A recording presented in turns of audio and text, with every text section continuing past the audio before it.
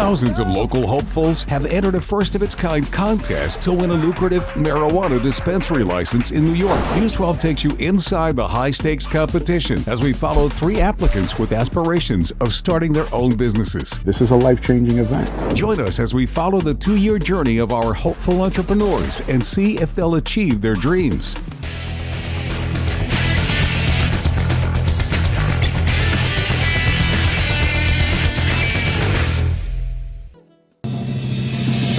Coming up on We Talk News this week, another historic week for federal cannabis reform.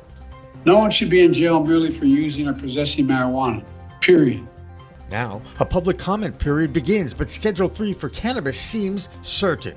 And the little state of Rhode Island is trying to remove loopholes in their existing adult use legislation in order to make it easier for social equity applicants to operate in the Ocean State. Plus, a new study shows that traffic accidents actually decrease in legal adult use states. And Ohio may be moving towards opening their adult use sales early, but 47 cities and towns say not in my backyard or jurisdiction. However, that's only 2% of all cities and towns in Ohio. All that and state reports from coast to coast on We Talk News with Alaina Pinto. Next!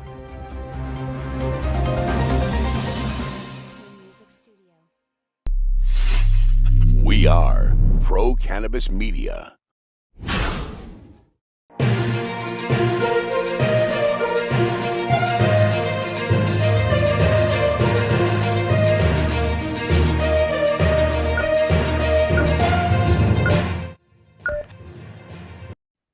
Hi, everyone. Welcome to this week's Weed Talk News, Pro Cannabis Media's weekly roundup of news from the cannabis industry from coast to coast. I'm Alaina Pinto. It seems like every week there is another major historic moment in the fight to end cannabis prohibition in this country. This past week, it was President Biden's turn to support the move to Schedule 3 of the Controlled Substances Act. So now the next step is a public comment period that begins over the next 30 to 90 days. Barring legal challenges, the move to Schedule 3 for cannabis is on the verge of being official. Reports out of Washington, D.C. from both sides of the political aisle seems to be that moderate Republicans are ready to compromise and soften their blockage of any banking or social justice reforms. With more from Washington, D.C., here's Andrew Behringer. I'm Andrew Behringer, and this is the D.C. Area Report for We Talk News. President Joe Biden has announced that his administration is officially taking steps to reschedule cannabis under federal law. The Justice Department is set to publish a proposed rule in the Federal Register, which would move cannabis from its current Schedule 1 classification to Schedule 3 under the Controlled Substances Act. Now, this groundbreaking announcement comes after an extensive administrative review directed by President Biden himself. This is monumental. Today, my administration took a major step to reclassify marijuana from a Schedule 1 drug to a Schedule 3 drug. It's an important move toward reversing long-standing inequities. Today's announcement builds on the work we've already done to pardon a record number of federal offenses for simple possession of marijuana. And it adds to the action we've taken to lift barriers to housing, employment, small business loans, and so much more for tens of thousands of Americans. Look, folks, no one should be in jail merely for using or possessing marijuana, period. Far too many lives have been upended because of failed approach to marijuana. And I'm committed to righting those wrongs. You have my word on it. The proposed rule will be subject to a 60-day public comment period, during which stakeholders can provide input on the reclassification. After the public comment period, an administrative law judge will review the DEA's proposal and may choose to hold a hearing to gather additional evidence and arguments from stakeholders. Now, significant litigation challenging the rescheduling process is expected. Once the review process is complete, the DEA will assess the entire record and publish its final rescheduling rule in the Federal Register. The final rule will take effect shortly thereafter, although the exact timeline still remains uncertain. It is important to note that the DEA's decision to reschedule cannabis will be subject to judicial review, with aggravated parties having 30 days after the final decision to seek legal recourse. The court will only set aside the DEA's decision if it is found to be arbitrary, an abuse of discretion, or otherwise not in accordance with the law. This historic move by the Biden administration marks a significant shift in federal policy regarding cannabis and has the potential to impact numerous aspects of the cannabis industry and the criminal justice system. Stay tuned for further updates as the story develops. I'm Andrew Behringer, reporting for We Talk News. Reaction for the announcement of moving cannabis to Schedule 3 continues to pour in from the industry and from national groups who have been dedicated to the federal reform of cannabis, like NORML. Our man in Virginia is Joe Parsons, and he tracked down the state's NORML representative. He tells us the work isn't over. In fact, it's just beginning all over again. Here's Joe's Virginia Cannabis Report. I'm Joe Parsons with the Virginia Cannabis Connection, and this is the Virginia Cannabis Report on We Talk News. It was a big week in cannabis news as Thursday, President Joe Biden made the official announcement of moving cannabis from Schedule 1 to Schedule 3 on social media. The first organization that I wanted to reach out to for official comment was, of course, the Virginia chapter of NORML. I wanted to ask a few questions about their feelings on the latest news. NORML Development Director J.M. Pedini kindly responded to my request and was willing to give some great input to pro-cannabis media.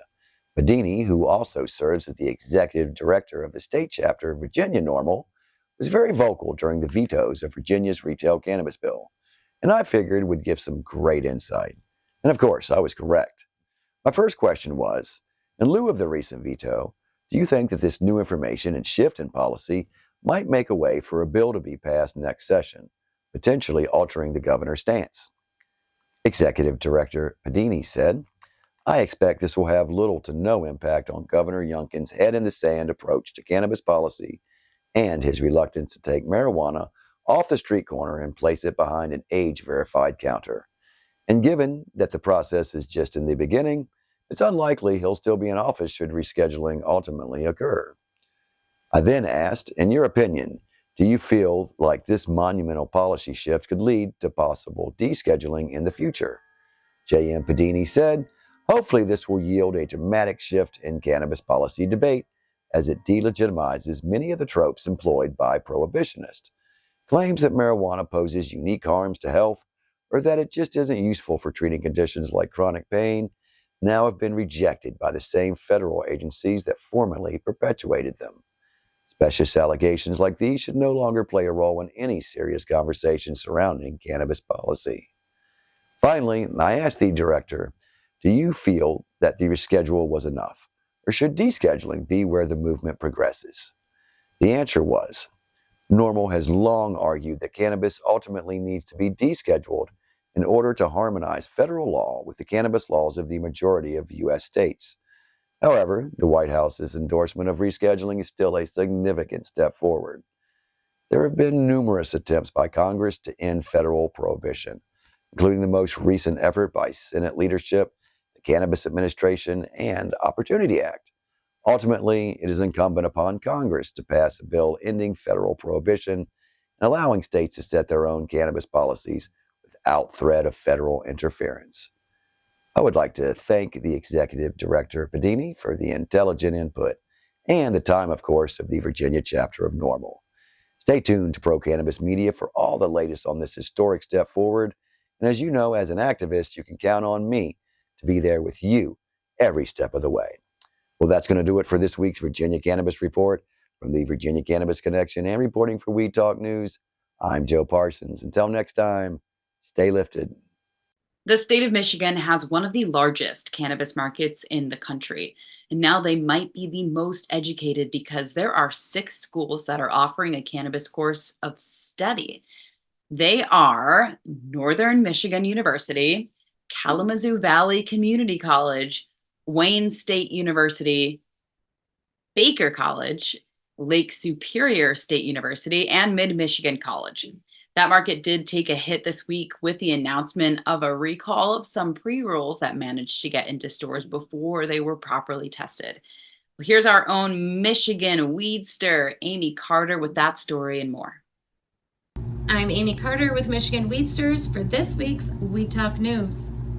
The Michigan Cannabis Regulatory Agency has issued a recall for over 1,000 infused pre-rolls produced by Flavor Galaxy. The recall was issued after CRA discovered that Flavor Galaxy did not submit the infused pre-rolls for testing in their final form. The CRA has advised consumers to discard or return the products to the marijuana sales location for proper disposal. Retailers have two options for the returned product and the product in their physical inventory. One, discard. Two, return the product to Flavor Galaxy LLC by repackaging and following the instructions in the recall bulletin. Michigan is unique on how we achieved our cannabis laws.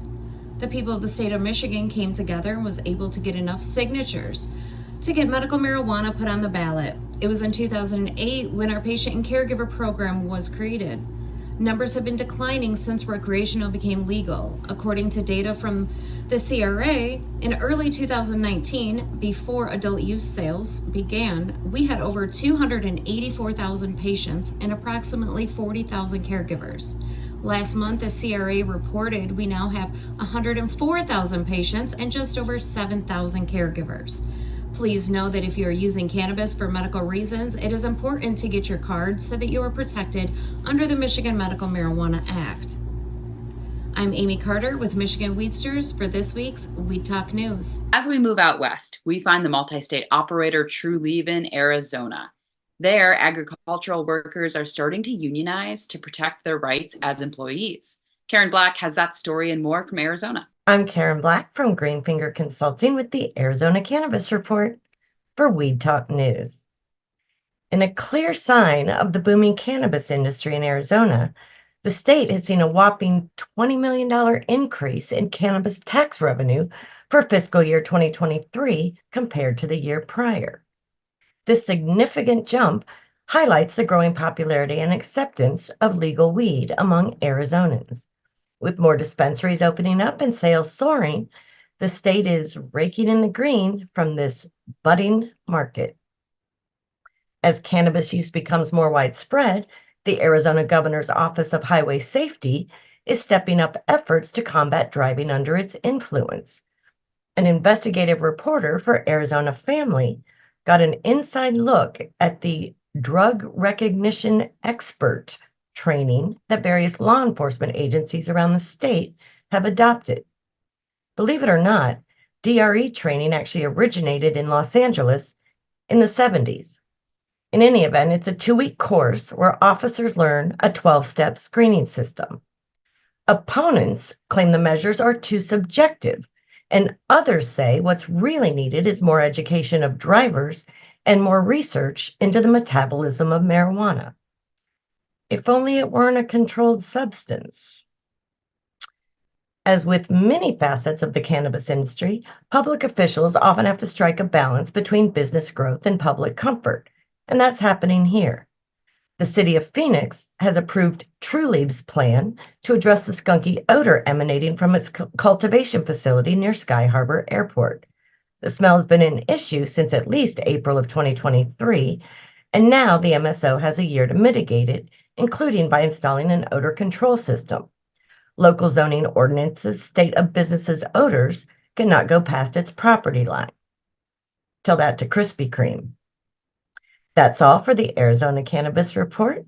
I'm Karen Black from Greenfinger Consulting reporting for Weed Talk News. Even though there has been progress in the Washington, D.C. bureaucracy by announcing the move to Schedule III, cannabis is still going to be a controlled substance by the federal government. What is also continuing is the seizing of the legal product by federal customs and border control agents who have set up checkpoints within 100 miles of the border, where within that distance, they have the right to stop, check, and confiscate the legal product and detain its drivers. This has caused the licensed legal operators even more of a challenge to move their legal crops to other legal dispensaries. The Federal Border Patrol Unit released a warning statement to the public and to the industry. Although medical and recreational marijuana may be legal in some U.S. states and Canada, The sale, possession, production, and distribution remain illegal under U.S. federal law. Arriving at a U.S. port of entry or at a border patrol checkpoint may be deemed inadmissible and or subject to seizure, fines, and or arrest. This is another perfect example of why the industry wants to deschedule or at least decriminalize cannabis at the federal level. A state that is pretty far away from any international border is Missouri. They continue to enjoy the legality of the plant medicine in their state. We know Brandon Jones enjoys that freedom. Here's his Missouri Cannabis Report. Hey, it's Brandon Jones with B Green Distribution with the Missouri Cannabis Report for Weed Talk News. And it's event season here again in Missouri. This weather is starting to warm up. It was 80 degrees yesterday. Everybody was out, taking in, going to outdoors events all over the state. I went to one very close to me downtown in Kansas City. It was put on for a lot of the home growers in the industry. We had Homegrow Magazine there, Growing Healthcare. We had Stuart Wells there. We had Herbal Refreshment there.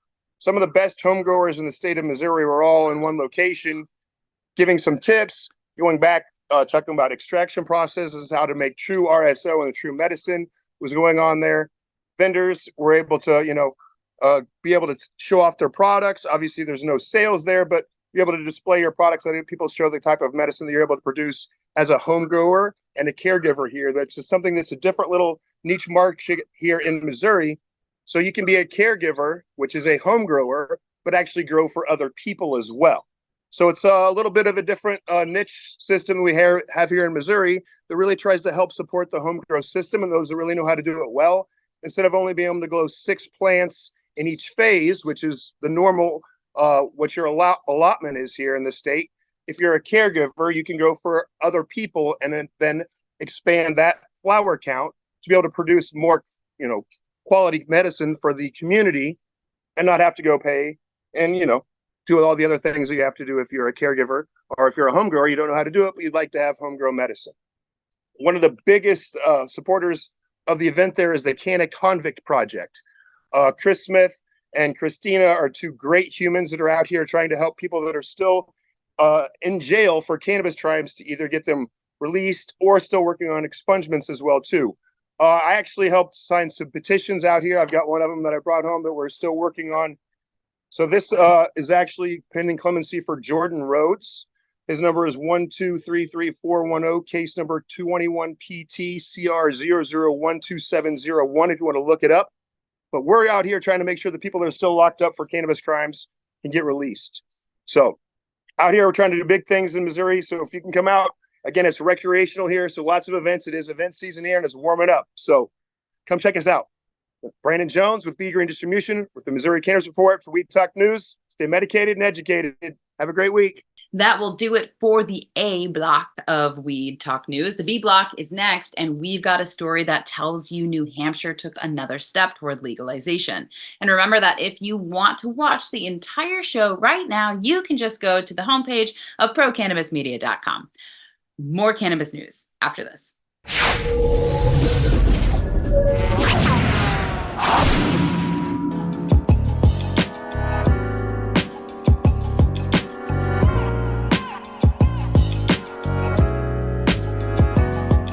We feel like, that would be a worthy goal. That would be something that would really juice us up.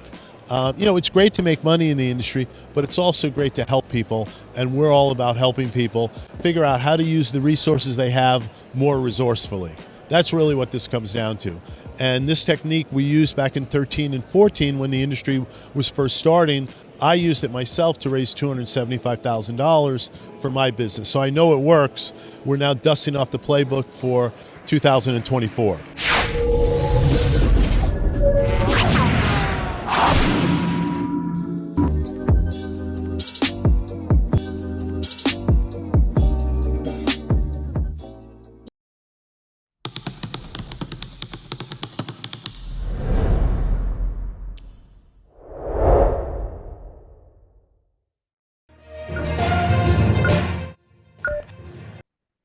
Welcome back to the B block of Weed Talk News. I'm Alaina Pinto. In New England, the only state to be holding out on the legal adult use market is New Hampshire.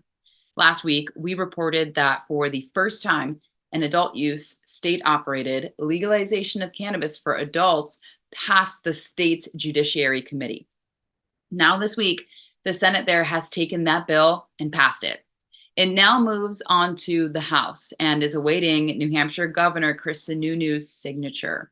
Once that happens, all 6 New England states will have legal adult use through the region. There are still issues with the newest New England state to legalize adult use, and that's Connecticut. In fact, changes in the laws are being discussed in their state government right now. It's a bill targeting the sale of products created by hemp, which in the 2018 Farm Bill offered farmers an opportunity to grow the less than 0.3% of THC product. Now, we all know what's happened since then, right? All you have to do is send your kid into a gas station or convenience store to purchase products that are made from hemp. And now that people have figured out how to get high from hemp and the THCA that is in it, it is now the time for the government and many other state governments to crack down on the underage sale of intoxicating products. Well, Connecticut could be the next state to ban these products and make them all illegal to sell to minors. Hemp farmers in that state continue to do what they are told. They seed their fields with a legal crop with under 0.3% of THC. And now that is in danger of changing. The reworking of the federal Farm Bill of 2024 also continues to be discussed in Congress.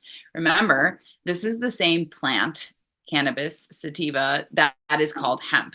If it has less than that 0.3% threshold for THC, the intoxicating cannabinoid in the plant.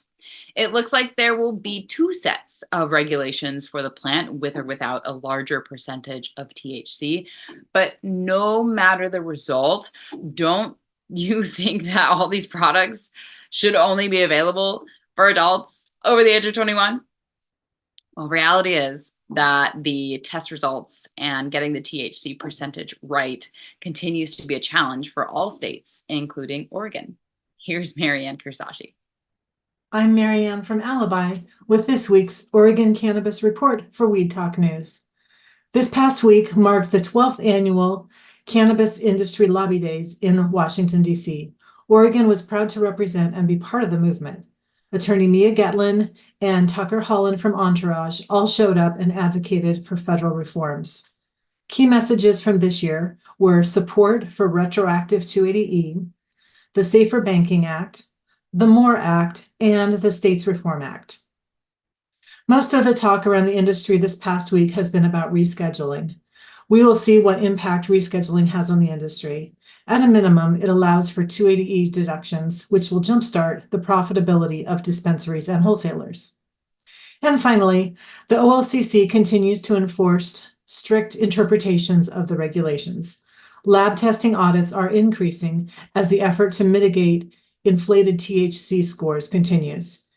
THC score inflation is problematic because customers often use this score as a proxy for quality and make buying choices based on potency. This couldn't be further from the truth, and re-educating consumers and dispensary buyers is crucial to put a stop to the focus on potency for flower products. That's the Oregon Cannabis Report for this week. I'm Marianne with Alibi for Weed Talk News. The state of Texas may have the largest Delta-8 products for open sale all over their state. So let's check in with our Texas correspondent, Lisa Williams, to find out what is going on in the Lone Star State. I'm Lisa Williams, founder of the Toke Agency, with the Texas Cannabis Report for Weed Talk News. Saddle up, y'all. We got the good old boys network coming at ya. Texas Lieutenant Governor Dan Patrick is pushing for state senators to consider banning or regulating Delta-8 and Delta-9 products due to concerns about accessibility to children and teens. The State Senate Affairs Committee will hold a public testimony in 2 weeks discussing the regulation of these hemp-derived products. Hemp was federally legalized in 2018 and in Texas in 2019, defining hemp with cannabis less than 0.3% Delta 9 THC, leading to the emergence of products like Delta 8. Concerns raised include increases in child ER visits due to THC edible consumptions and teenagers' easy access to these products with potential issues of impaired driving. Advocates for the hemp-derived cannabis products support additional regulations like compliance testing and age verification, but oppose a complete ban, fearing it would drive consumers to the black market. The Texas Cannabis Collective anticipates arguments against the product during the hearing, emphasizing the need for regulation balance rather than a ban. With the federal rescheduling of cannabis, Texas faces a critical juncture in cannabis policy, and the hearing is scheduled for May 29th at 9 a.m., allowing a 2-minute public testimony and written submissions. I'm Lisa Williams, founder of the Toke Agency, with the Texas Cannabis Report for Weed Talk News. Ohio continues to be on track to open adult use sales earlier than expected by offering to expand a license to the medical dispensaries in that state. Harry Bernstein is right in the middle of what is going on in his state. Here's his Ohio Cannabis Report. This is Harry Bernstein with Verde Compliance Partners in the Ohio Cannabis Report for Weed Talk News. Great news for Ohio cannabis enthusiasts. As we predicted last month, right here on Weed Talk News, Ohio's legislature has approved the application process for adult use licenses. The application process is set to begin on June 7th, and sales could launch that very same month, making Ohio one of the fastest states to implement a voter-approved adult use cannabis program. According to the recently approved rules, all indications are that products already approved for the medical program could be sold for adult use. This is fantastic news for current medical cannabis licensees, as they may be able to fast-track their entry into the adult use market by obtaining the new dual-use licenses. However, the quick launch, along with supply pressure, could lead to shortages and price spikes. Cannabis firms such as Cresco Labs have already confirmed potential supply issues. It's crucial for regulators and businesses to work together to ensure a smooth transition and adequate supply for both medical patients and adult use consumers.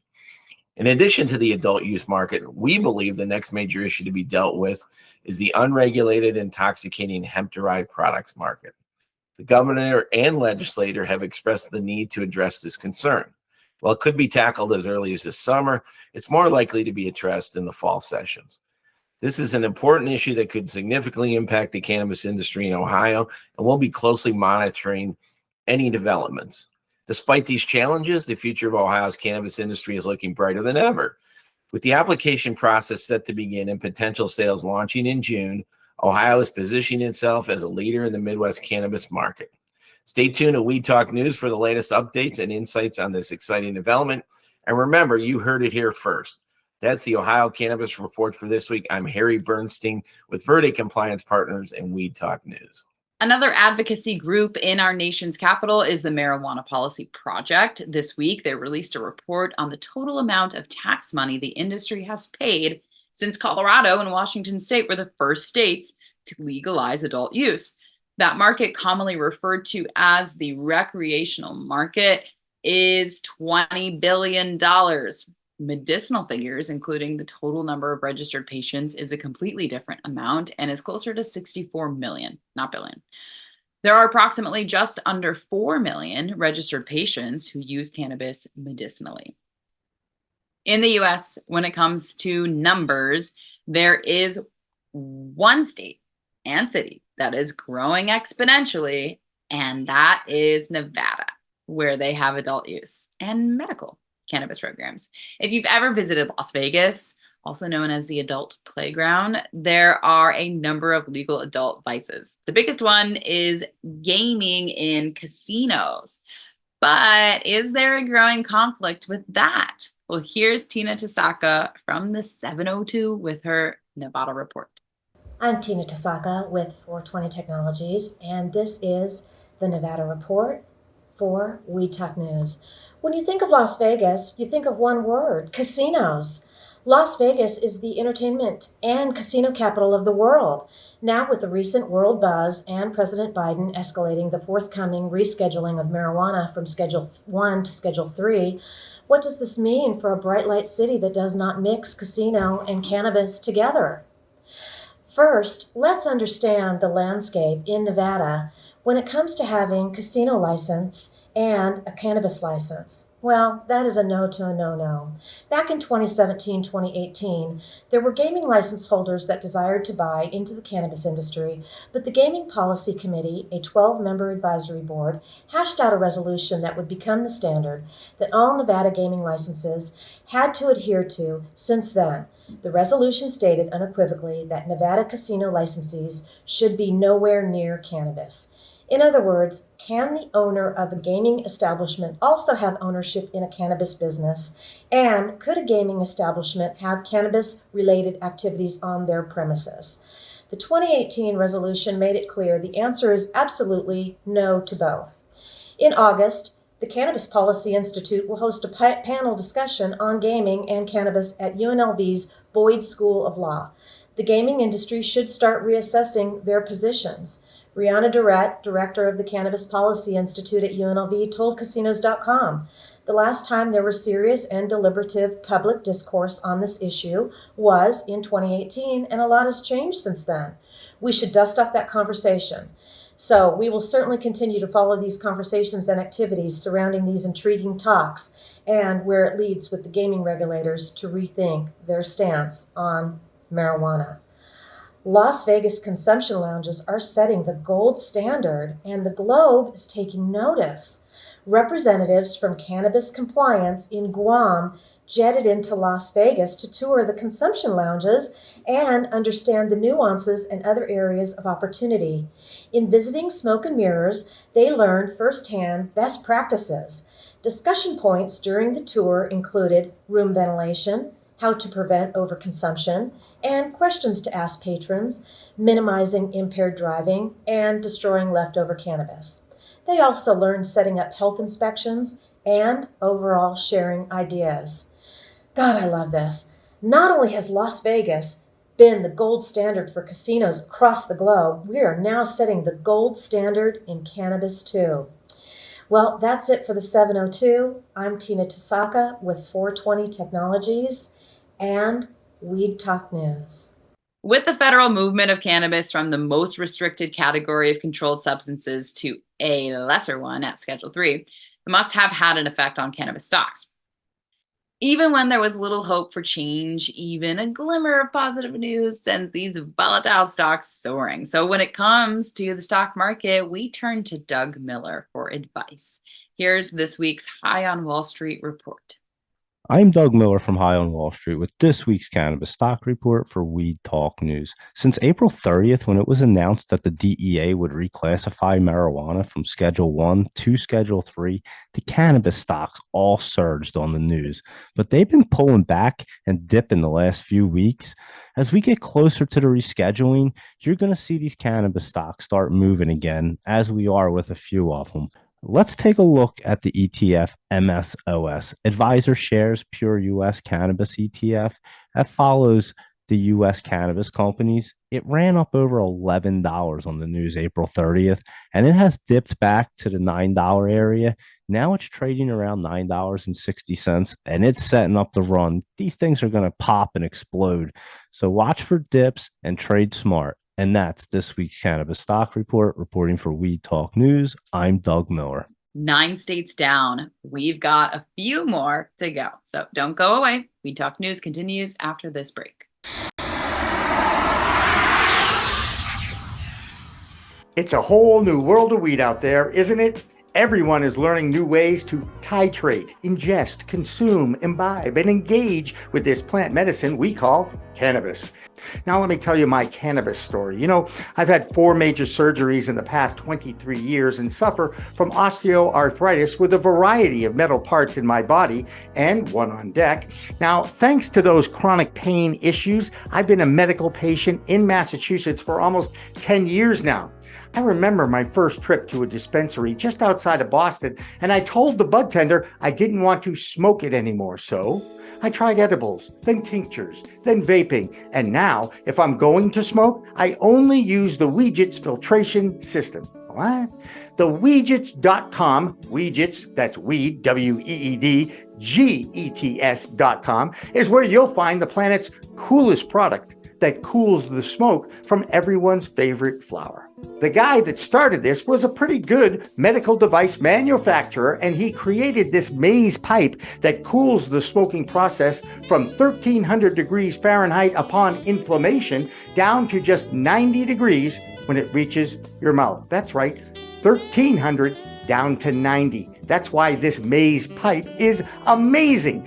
Now, add in the code of PCMTV and you get 15% off. So just go to Weegets.com and check out the best way to enjoy a cooler smoke with less coughing and hacking and more peace of mind.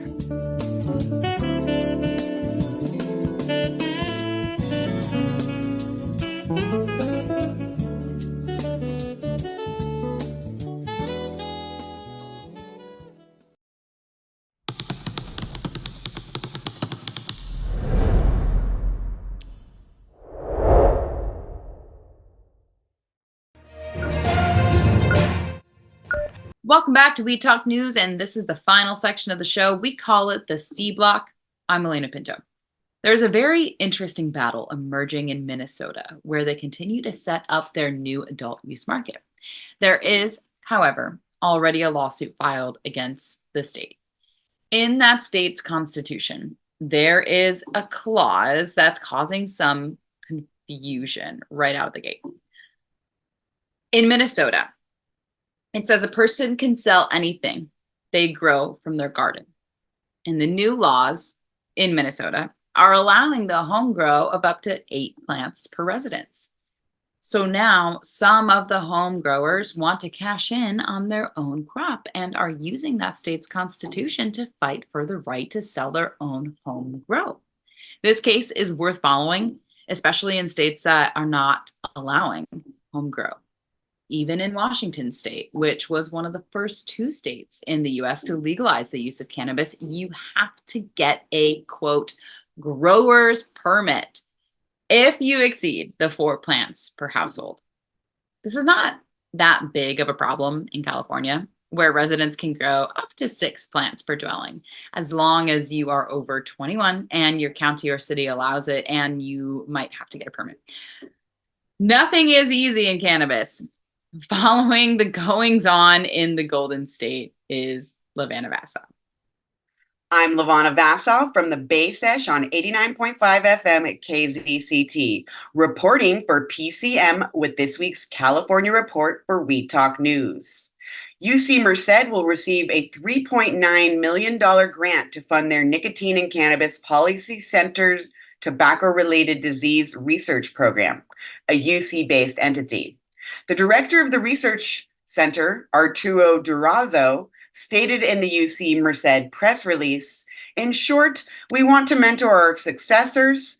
There are also research papers in the works that analyze responses to interviews about barriers to tobacco control policies in the Valley and local foothills, along with a statement on cannabis control that targets emerging policies that promote the cannabis market as healthy or functional, his air quotes. A trucker named Douglas Horn is suing a CBD company, Dixie X of Vista, California, in a California Supreme Court. Horn is seeking RICO charges in this lawsuit after he failed a routine drug test by testing positive for THC. After failing that test, Horn claims he took the supposedly THC-free product in for testing and discovered that it tested positive for THC.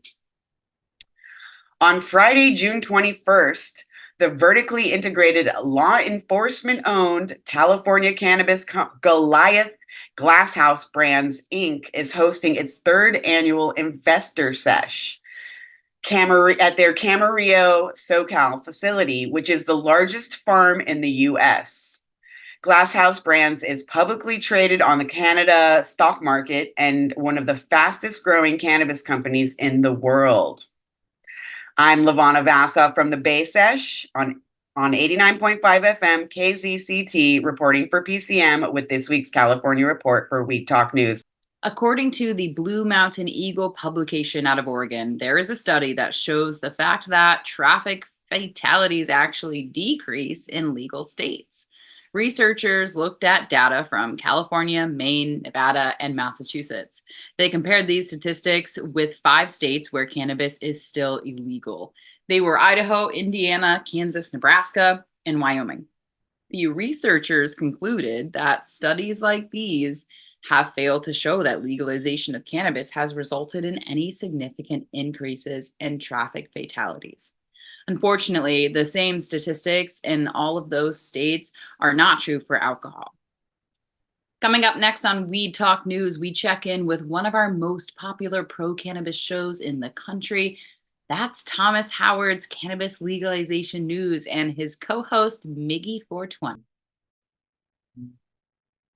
Let me in. Dude, what was that past week? I mean, like Thursday and then Friday. It was hard to get work done. Well, I mean, I know you're super excited, but for all the people in the back room that, were bitching and moaning about Biden and like, the president should just fucking, could you let the crowd in the back and the people in the back know again that the president can't legalize it through sweep of a pen? Because that is overreach. This is as far as the executive branch can go, and the executive branch could be different before this method that we are in the middle of is over. It's entirely conceivable that the final rule for this may not be promulgated, which is just a fancy verb for making up rules, until after the election and after January 20th of next year, which is when Biden is either starting his second term or Trump is starting his second term. Whether or not either of these and how either of these are going to play out remains to be seen. But I'd vote for Biden for this very reason. His party seems to be way more cannabis friendly than Donald Trump's party. Coming back east to our home state of Massachusetts, there are few rules that have reared their ugly side, and some consumers and growers of hemp are concerned. Here's PCM founder Jimmy Young with the Bay State Cannabis Report, plus a look at a neighbor state, Rhode Island. I'm PCM founder Jimmy Young, and this is the Bay State Cannabis Report for Weed Talk News. If any of you know any geography at all, you might know that their 2 most beautiful islands in New England are off the coast of Cape Cod, Martha's Vineyard and Nantucket. Technically, both are treated like Massachusetts towns, but there is a catch. The water around both islands is considered international waters, and it's controlled by the U.S. Coast Guard. Now, there are 2 dispensaries on Martha's Vineyard, and one is Fine Federal and the other is Island Time. On Nantucket, there are 2 as well. Make that ACT Cannabis and the Green Lady. Both are reliant on growing their own product because shipping cannabis on federally controlled waters is still not allowed. Both have to be self-sufficient. That means they have to grow it, process it, and sell it on each island. Fine Federal, a Connecticut-owned dispensary, has announced they'll be closing at the end of the summer. They were a vertical, so they were able to grow their own product and sell it. If that wholesale option ends, Island Time has to figure out another legal way to get its product for sale to the dispensary. The Cannabis Control Commission is aware of this problem and is trying to figure out how off-island cannabis can be transported to the islands. Now, they allow ferries to carry product in Santa Clara Island in California, and they also transport medical cannabis between the islands in Hawaii. Here in New England, though, the state of Maine is allowing the transport of product to its calendar islands, and it seems to me that a waiver just needs to be instituted. Another New England state that has a Well, kind of a vibrant medical market and a growing adult use market is Rhode Island. Like so many stories about new markets having issues with their implementation for social equity licenses. That's Rhode Island, and they're no different. That's Christina Contreras is a state lobbyist for Rhode Island for the Black Business Association. And she explains why the existing laws supposedly protecting and helping social equity applicants are filled with loopholes that could be exploited. There's still so much work that needs to be done to close the loopholes within the equity fund and to ensure that legalization, which the intent of it was not just to prevent any future harm by via prohibition, but to undo the harm and violence that prohibition had brought to our state and families for so many years, for decades, for generations. We will release the full interview with Christina on Thursday, and that'll do it for this week's Bay State Report, plus Rhode Island this week. Anyway, I'm PCM founder Jimmy Young. Back to Alaina on the anchor desk. And finally, the state of Florida is going to be watched closely during the next election because for the third time, Floridians have rallied to get another try at passing adult use in that state that already has a thriving medical market. Don't think that is a slam dunk to pass? Well, a recent poll in that state on that question concludes that the measure will not pass because now, even though 58% of people in the study said yes, but they still need 60% to get it passed and into law. So if you know anyone in Florida, call them and educate them about the benefits of the tax money and the plant medicine. That's Weed Talk News for this week. I'm Alaina Pinto. Remember, it's a whole new world of weed out there. Use it responsibly.